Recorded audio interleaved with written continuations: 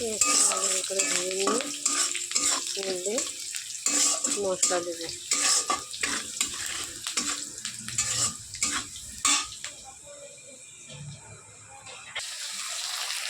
দেখুন আমি মশলার মধ্যে নেবো ডিমের তরকারি।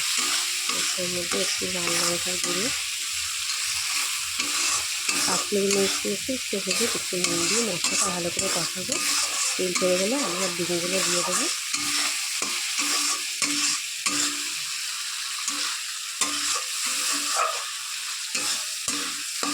এখন ডিমের তরকারি হলে এরকম কষা কষা সবারই ভালো লাগে।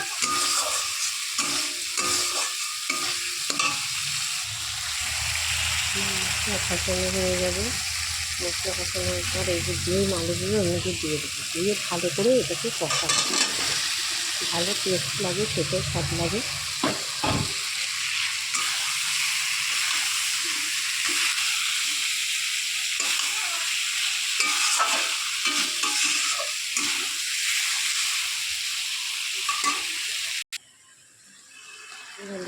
হালকা চিনি নিয়েছি, হালকা চিনি দিয়ে হালকা জল দিয়ে এবার কষবো ভালো করে। দিয়ে তেল ছেড়ে যাবে, দিয়ে তেল ছেড়ে যাবে, তারপর হালকা জল দিয়ে ঢাকা দেবে।